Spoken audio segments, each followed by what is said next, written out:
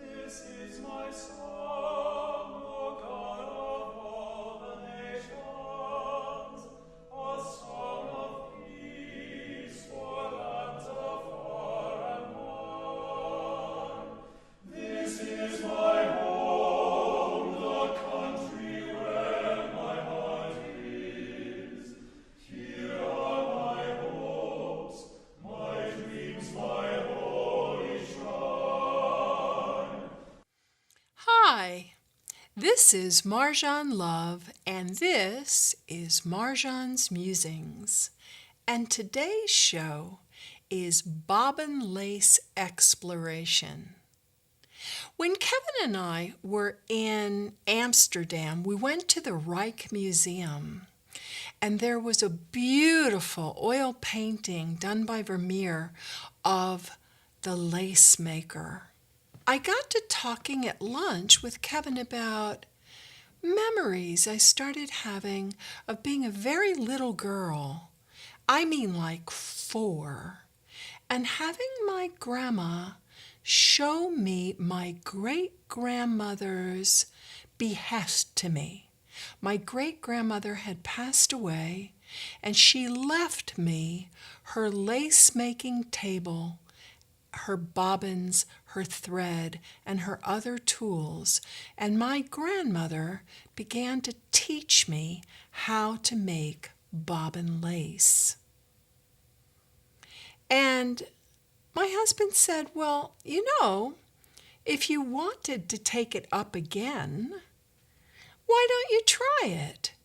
And so I went online looking for lace makers, handmade lace makers. And I found little shops that supply the specialized tools of the trade. Now, the lace industry started out as a way for peasants who were fisher folk to take the skill of making fishing nets and scale it down from cord that you used, sturdy, heavy cord to catch slippery live fish, to finer thread to reinforce the edges of sleeves and collars, because in those days textiles were made at home, or at least in the village, and they were loomed, and every piece of fabric was cut to the dimensions you needed. There wasn't a lot left over for hems.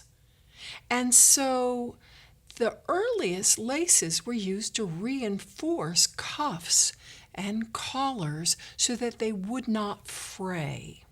And you didn't have to waste fabric making a hem. Over time, lace making got much more refined, and it spread throughout the early 1400s and 1500s. I found an interesting book, Living with Lace, by Bonnell, I think she says her name. And in it, she has a history of lace making. I found some of it really kind of sad, that the conditions for the lace makers were so poor, and that young girls in an era before birth control were given away to convents when families had so many children that the harvest couldn't feed them all. And so in Catholic countries, and also in Protestant countries, young girls wound up living in what we'd think of today as a boarding school, but you didn't learn a whole lot in the boarding school. And the conditions were somewhere between a school and a labor camp. And these little girls, as young as 5, would be taught how to make lace. This book is mostly about how to use lace as an interior decorating motif. Like, how do you use lace on your beach umbrella to make your picnic on the beach, very special and whatever. But there are many, many books on lace. And when I started to get serious about trying it, I got a hold of a woman named Holly Van Sciver, and she recommended a book to me, Introduction to Bobbin Lace in Color, because as a beginner, if you work with all white thread, you can get very confused. So we're going to do a little show and tell today. I've got here my very first bobbin lace braids, they're called. This one is the first sample, and what you learn is the different ground stitches. And then this one here is the very first edging. And it's one of the first braids connected to one of the first ground stitches. So I'm going to show you my bobbins so that I can talk to you about some of the fun that I've had and some of the intriguing things I've found out. These bobbins are called Gotambo. These light-colored bobbins are wound right now with forest green linen. I thought these were beautiful. These are rosewood, and they're wrapped in white linen. And depending on the type of wood that your bobbins are made out of, they range in expense. The Gotambo, or the maple ones that are simple, these are bayou bobbins, this teardrop shape. And the different names of the bobbins correspond to different areas of the world. Like, I have a dainty little bobbin, and I thought it was called Binche. It's Binche, but I was corrected. No, it's Blanche. And I was like, oh, okay, it's Blanche. I found since the art of lace making's been around since the 1400s. There's a lot of kind of cliquiness. Which group is making what lace and which lace is the best lace. It's like, which bobbins are the preferred bobbins. And I got in this whole thing about pins. Like, what? There's this book by Brunona. I thought that was a fascinating first name, Brunona. And it's called The Lace Reader, and it's set in Salem, which was kind of fun because everything she talks about you've seen, like the witch house and all that stuff.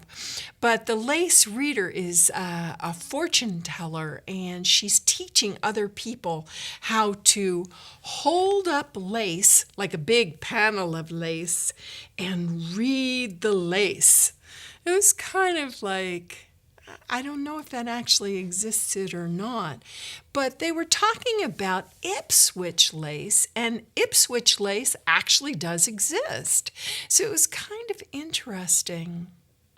The story's interesting too. I don't want to do any spoilers, but right near the end you're like, oh my goodness, like all your presumptions go out the window. Anyway, the pins. So I bought French pins that are called accoutrements, and they're long, thin, stainless steel pins. They were a little expensive, so I went to Cracker Jack's and I bought Driz silk pins, and then I bought Driz satin pins, and both of them together were less expensive than those accoutrements. And then they get you to buy glass head pins that come in colors, and that worked out great for me because you have to read a pattern. And the patterns are in the book. They show you how to make up your pattern. So I brought in all the goodies, and I'm going to try to show you today how to make a little pattern. In modern times, you use a heavy blue cardstock. But in historic times, they used parchment, and many of those parchments are still in existence. I went ahead and drew out 2 spiders in advance so that you wouldn't be sitting there watching me drawing dots on the page. But what you have to do is cut your parchment. And I have better scissors for this at home, but I could only bring so many things. My car was about bursting at the seams as it was. And then you cut out your parchment to the size of your little pattern, and you make what's called a pricking. And then you put a low gloss blue contact paper on top of the pricking. When I first started, I used packing styrofoam because it was free. I had it. But once you get going, I think it's kind of nice to try the actual tools of the trade. So I have these 2 spiders here, and each one has a different number of legs. And what you do is you pin it down, and these great big pins are called Le Couronne d'Or, which means, I think, the crown of gold. And I'm not sure why that's there. And then if you push a lot of pins into a board, you can really get a bruise on your thumb. So they sell a little wooden tool that's metal with a hollow end, and you press the pins in with the hollow end to preserve your skin. And then you pin it down temporarily into a cork board. The cork board is kind of thin, so you've got to be careful when you do the pricking. And then there's an interesting thing. You purchase a pin vise. What it is a wooden handle that has a divided metal tang that's threaded, and then a nut goes on the outside that brings that divided thread together. And then depending on what size thread you're using and what size graph paper you're using, that determines what size needle goes into the pin vise, the needle vise. And you tighten it down really hard. And I have a bit of arthritis, so I got one with a big flat head that's easy to hold and push down on. You peel the blue contact paper and stick it on there. And what you do is you poke a hole everywhere you've made a dot on the graph paper. And when you're done making those holes in the graph paper, you have your design that you work from. And this is a pricking. It has all the holes already punched in it, and the inked dots so you can see them from the front, and the smooth contact paper. This side is rough. That got me thinking about a conversation I had with my grandmother. about how rich people wanted lace, beautiful lace for their collars and cuffs. And at the time, men wore a great deal of lace in the courts of Louis XIV and whatever. And the young women and girls who made the lace lived in very poor conditions. And there was stuff like the soot from the fireplace will damage the lace, so the girls making lace weren't allowed to sit near the fire to keep warm in the winter. Some of it was like, made me aggravated. Anyway, as I started exploring the different bobbins, I found out that there's a big price differential. These bobbins are about, $15 for 10. These bobbins that are made out of the rosewood are about $25 per 10. And the ones that I only have the 2 of are $50 per 10. These are ebony. And that's what my great-grandmother's bobbins were. And the reason that lace makers like the ebony bobbins is they're heavy and they help you tension the lace.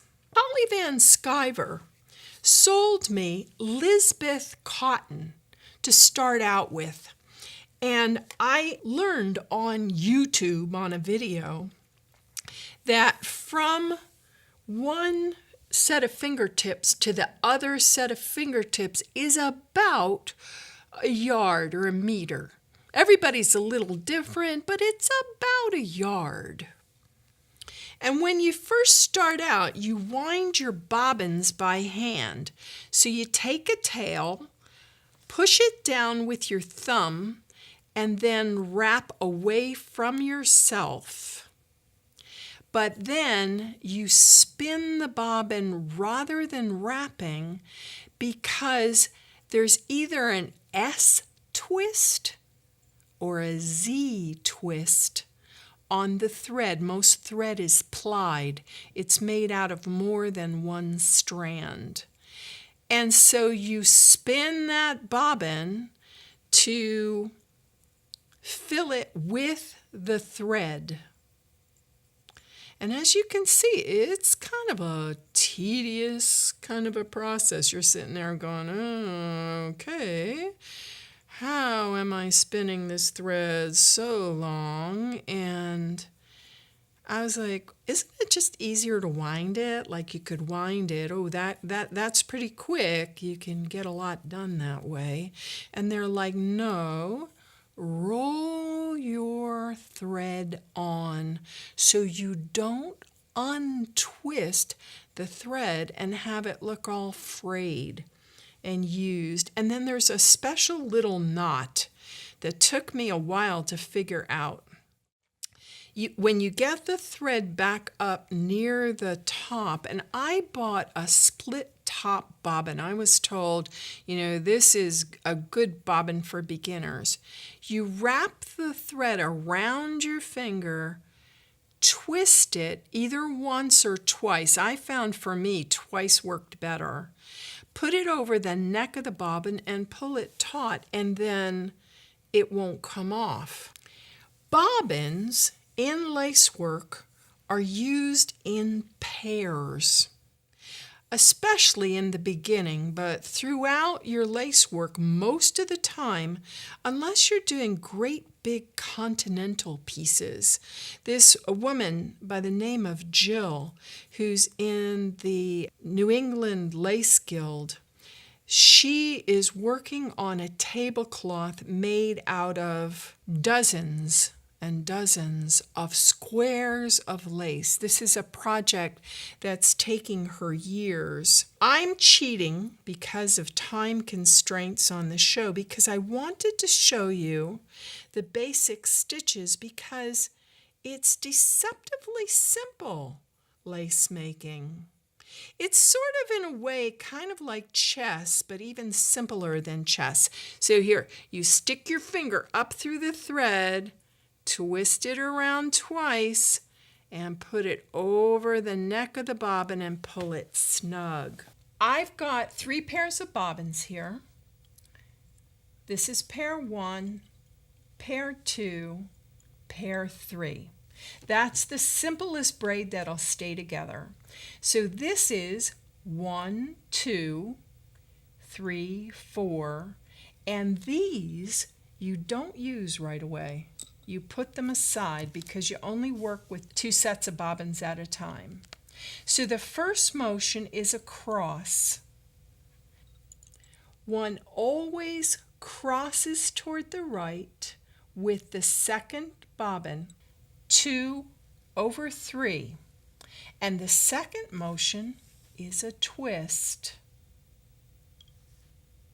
I'll do it again, okay? Because that's the only 2 motions that there are. And you think, oh my goodness, all these intricate laces, and that's the only motions there are? That's it. There's a cross and a twist.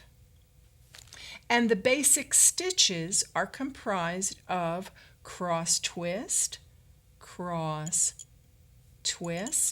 and then you pull up to tension. Now, you leave this pair of bobbins on the side. That's now abandoned, or as the Spanish people say, abandoné. And then this has a twist in it. I'm going to put a twist in that one. Cross, twist, cross, twist, and you pull up in tension. That's the basic motions that you use. This bolster was an interesting experiment. You make the pillow slip for it, and my Kevin took a big rubber mallet and sawdust and pounded it into this pillow in what was like several cups, and then smash it down to 1 inch, and then several more cups of sawdust and smash it down to another inch, and several more cups of sawdust. It's a long process. And you're supposed to put a hem on one end and a hem on the other end.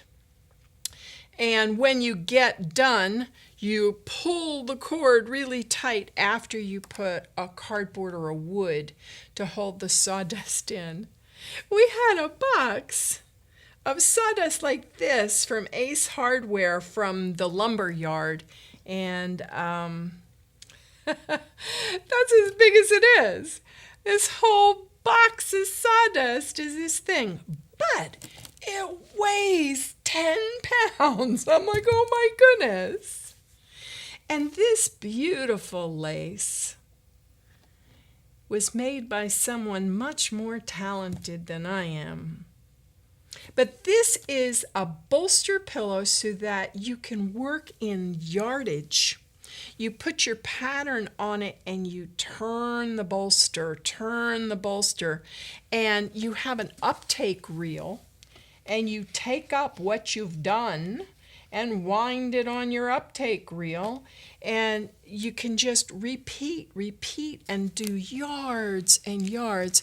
And when you think some of these intricate laces with the leaves and flowers are like, even a good lace maker can take an hour to make 1 inch of lace.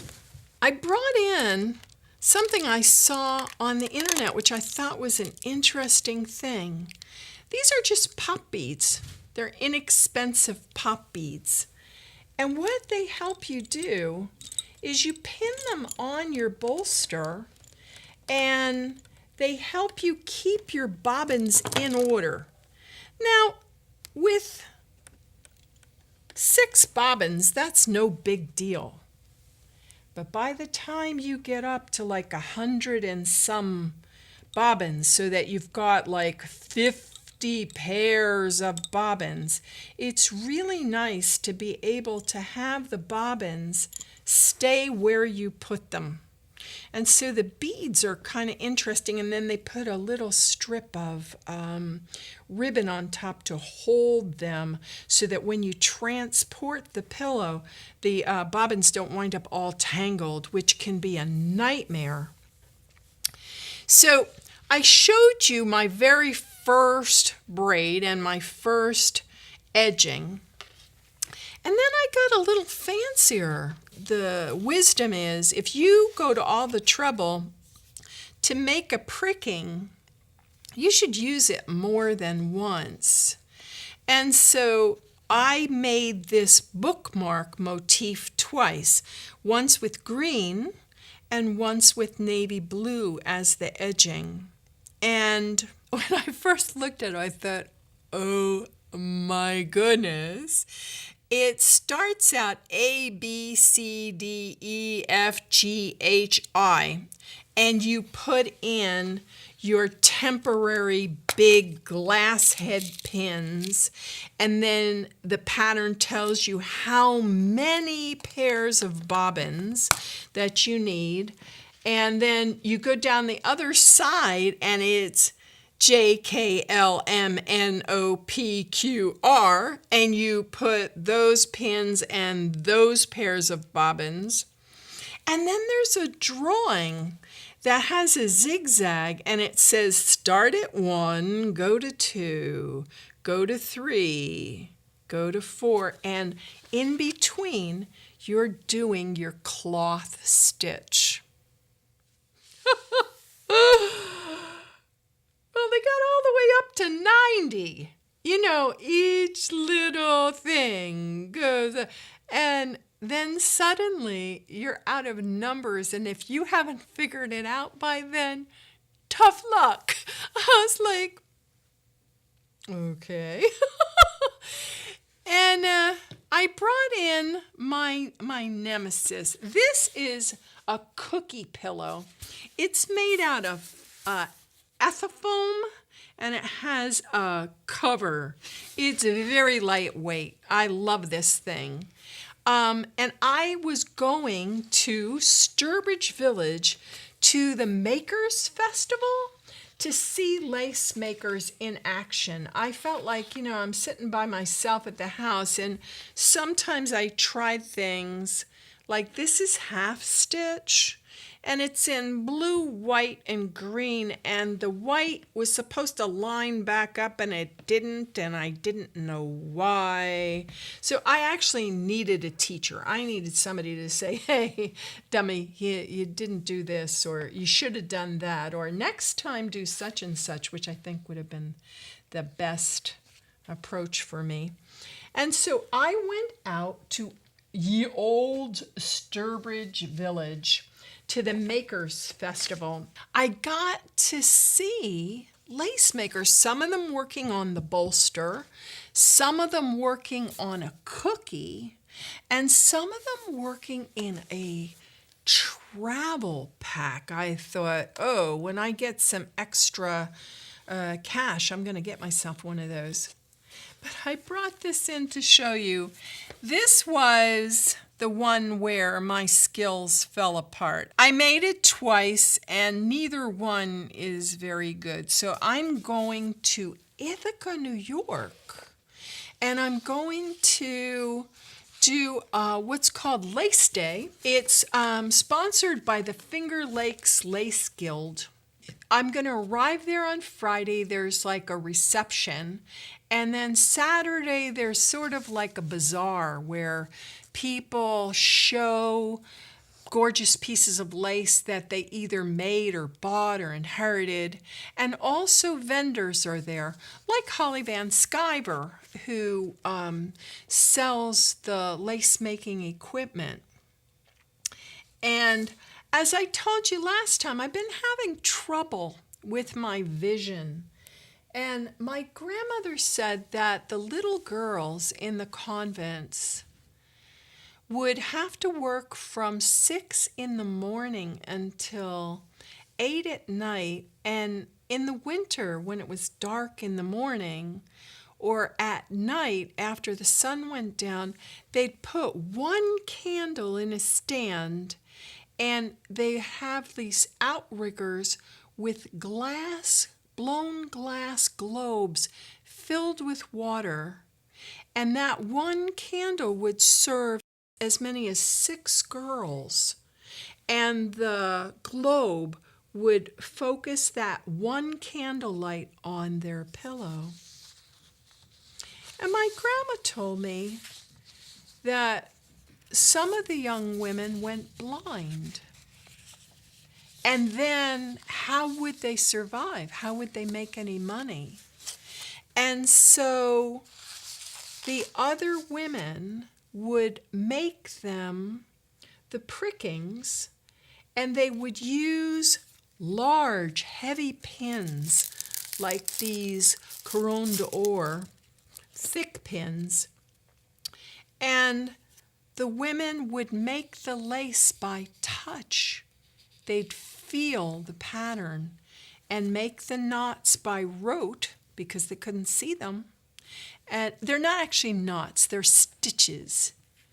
Tele, they say in Spanish. I've been watching Spanish people doing instruction videos and French people. There's a few people speaking English doing lace, but some of the really interesting techniques like tombolo were in Spanish.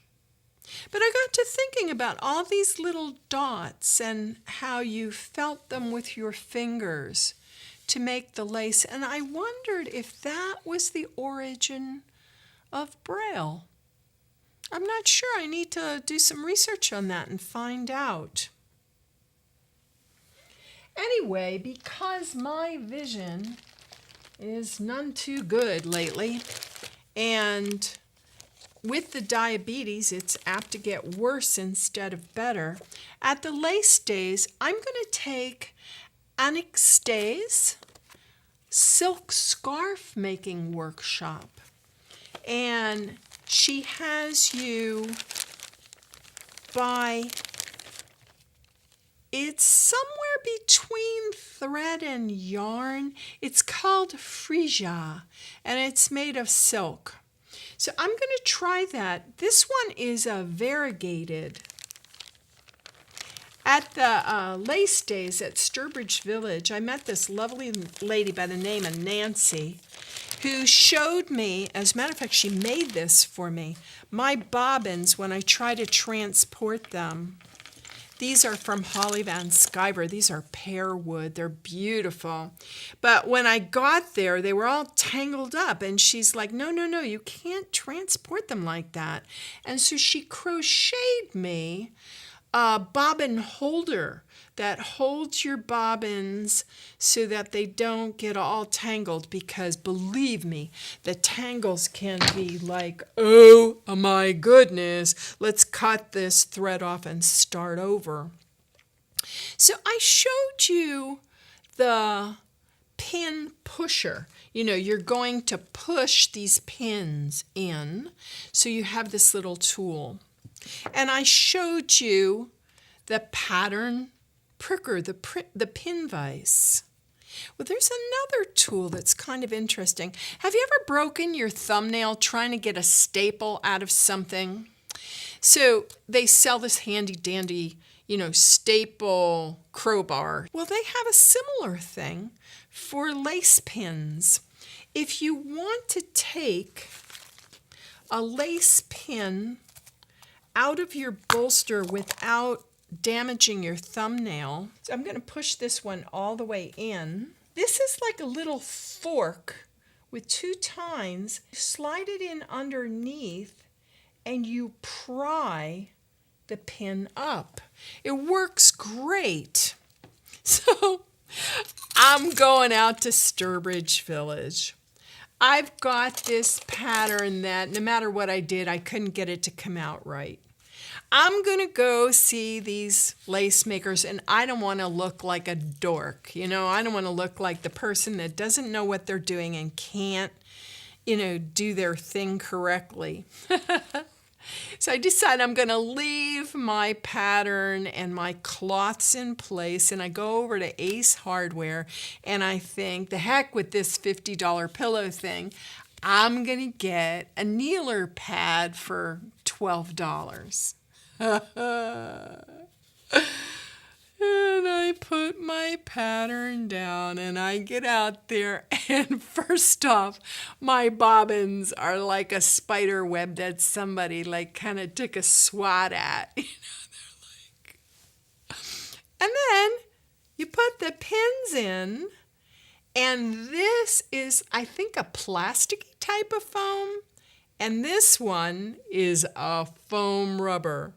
Well, after a couple of minutes, you can't get the pin out. The rubber like kind of anneals to the pin, and the pin's in there.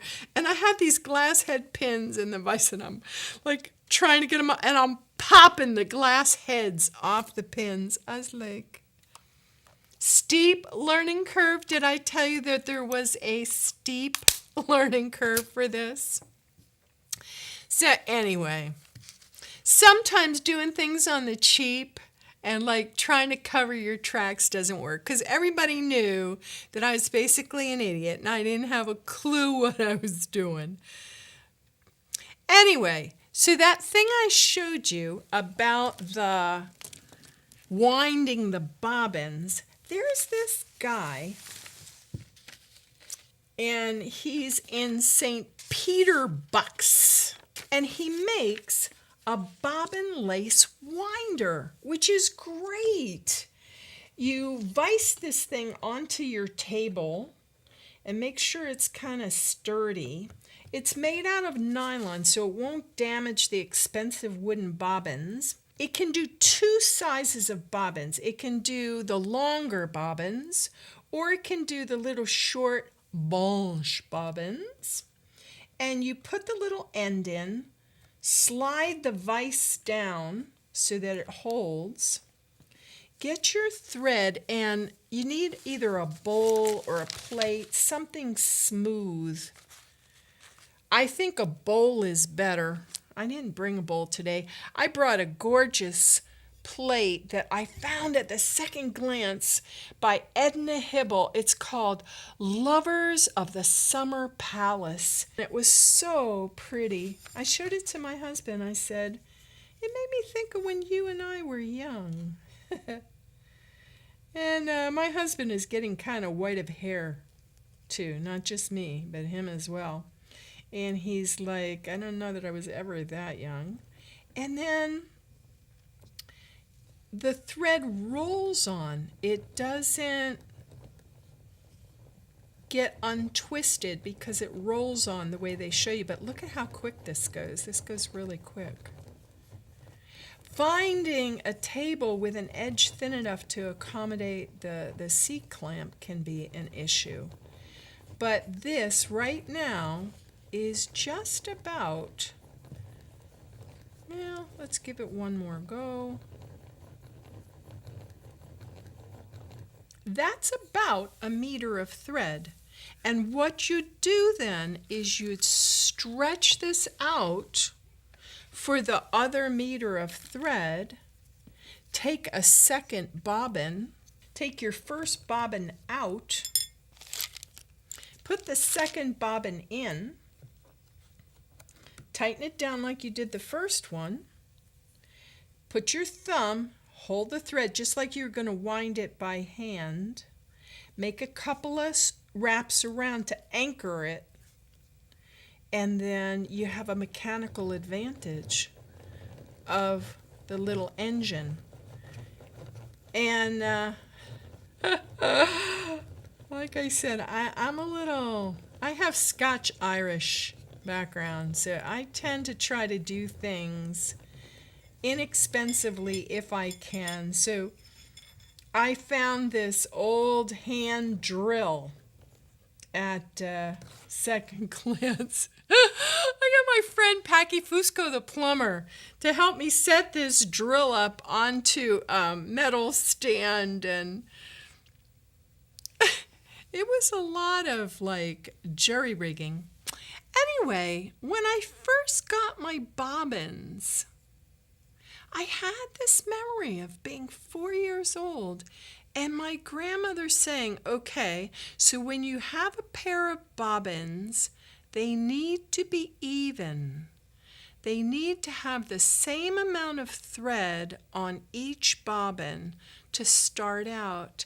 And she taught me how to roll the thread onto the bobbins. And before I invested in that bobbin winder, it was interesting as I hand wound the bobbins, I could remember conversations between my auntie and my grandmother.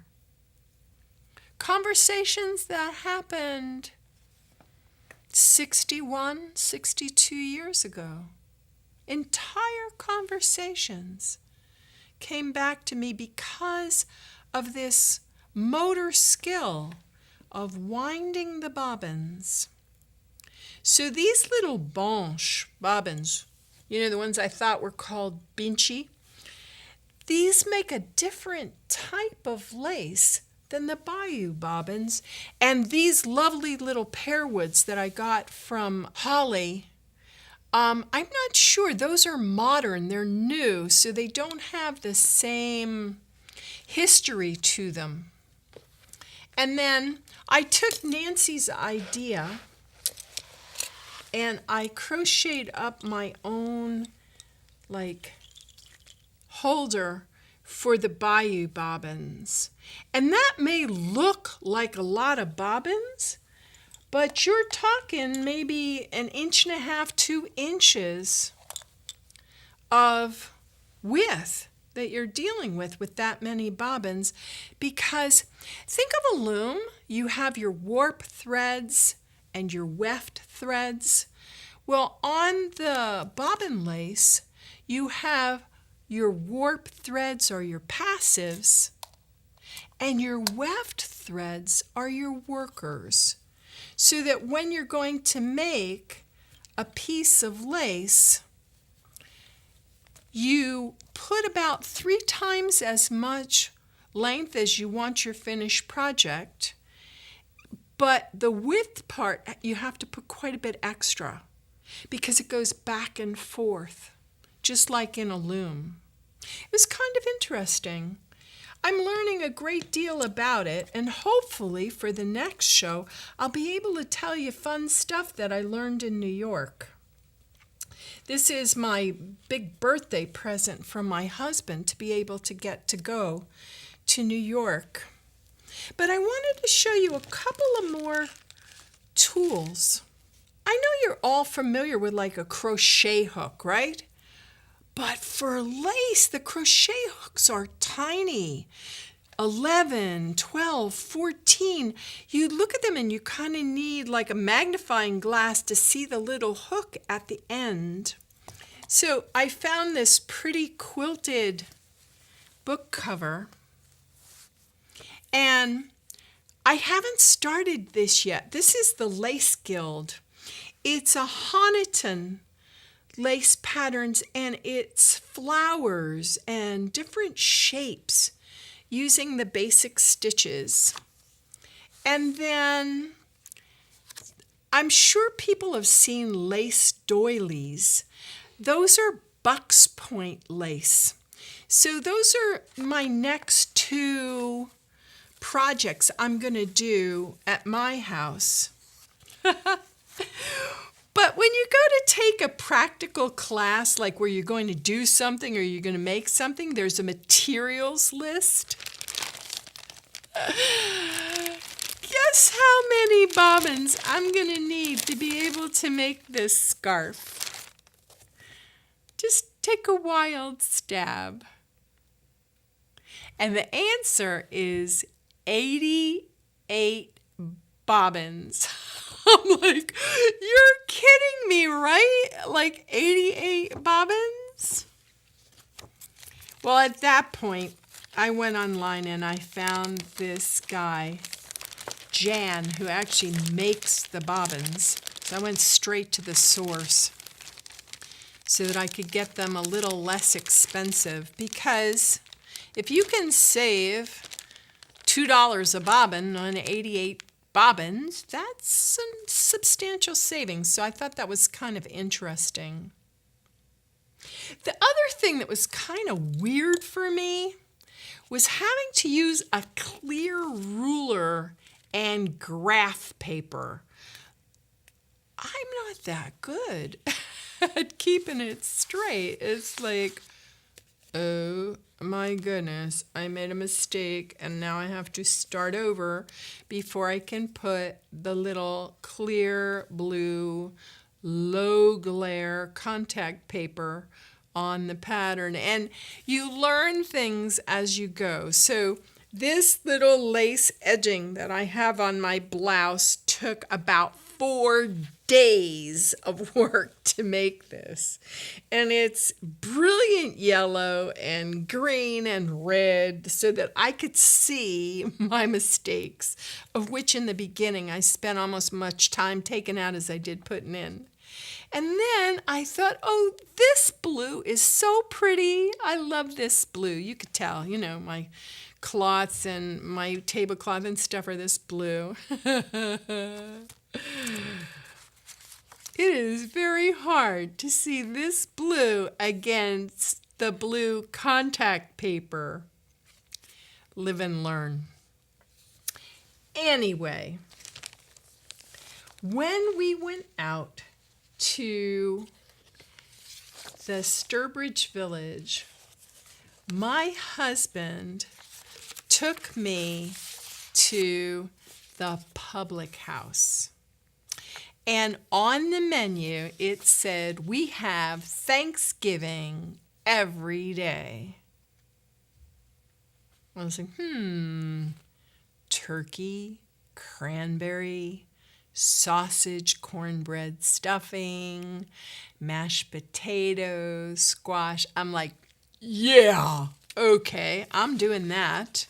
And I think he had steak tips. But if you're ever out at Sturbridge, the public house, oh my goodness, their turkey was as good as mine, maybe even a little better. So I said to the waiter, I said, so Thanksgiving, you're coming to my house and you're going to bring all this? And he's like, maybe not. It was kind of fun. One of the people that I found was this lady. Her thing is called Painted Lace Bobbins, and her name is Allison P. Tolson. And I got my Blanche bobbins from her. And she's in the UK, and the box was like Christmas. It was wrapped in this pretty striped paper with pretty stamps, and each little thing was in its own little wrapper, and it was really nice. So if you decide you want to try lace, Holly's got everything at Van Sciver Bobbins, and Allison only has some things, not everything. But there's all kinds of stuff you can get into once you pick up the hobby. And like I told you, it's sort of like chess. Those basic moves: cross, twist. That's it. That's all there is.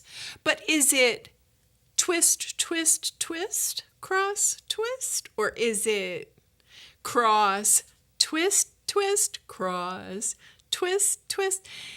And depending on how you do them, you can make beautiful pictures in the lace.